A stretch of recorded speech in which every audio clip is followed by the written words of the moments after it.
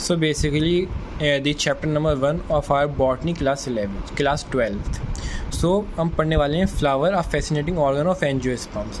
Human beings have had an intimate relationship with flowers since time immemorial, long time.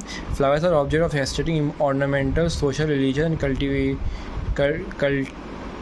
cultural values. They have always been used as symbols of conveying important human feelings such as love, affection, happiness, grief, mourning. Mourning is specifically grief, यानी दुख, again, etc.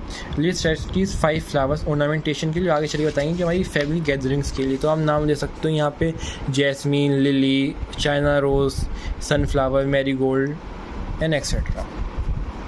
Now ये कह रहे हैं floriculture के बारे में. तो floriculture is a term refers to the cultivation of plants for their flower and for their use as an ornamentation.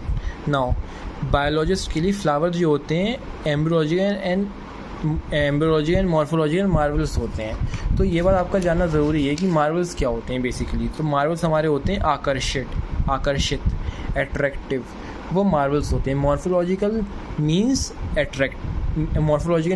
external appearance and embryological means gametes formation. Okay, gametes formation, simple as that.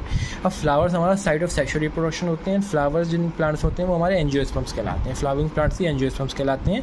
and site of sexual reproduction हमारी flowers होते हैं किसी plant के अंदर. Okay, now इसमें फिर कुछ नहीं कह रहे हैं आपसे कह रहे हैं 2 पार्ट्स फ्लावर के आपको बताने हैं यहाँ पे जो बहुत इंपॉर्टेंट होते हैं.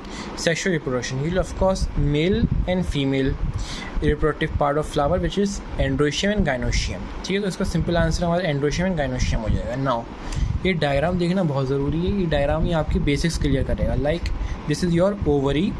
Then when you go up, this is your style. Ovary is basically basal swollen portion. Style is the cylinder shaped structure which connects stigma as well as ovary, and stigma is the landing platform for pollen grain. Okay, now this is your gynoecium, female reproductive part of plant or a flower you can say. And now this is male part, androecium. This is anther, and then this is your filament. Okay, the length of the stamen depends on filament, and these both constitute stamen, which is a male reproductive part, and collection of stamen is referred to as androecium. Now this is sepals. Sepals are modified leaf, green in color. This is sepals. Petal. Sepals are dead and petals are dead. Petals हमारे brightly in color होते हैं basically and insects को attract करते हैं.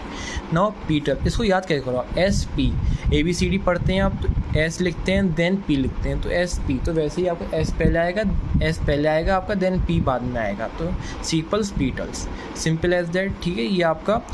और एक चीज़ आपको यहाँ पे नोट करनी है कि ये आपका लॉन्गिट्यूडनल सेक्शन है फ्लावर का. ओके, सो ये आपका NCERT हर चीज़ पढ़ना बहुत ज़रूरी है.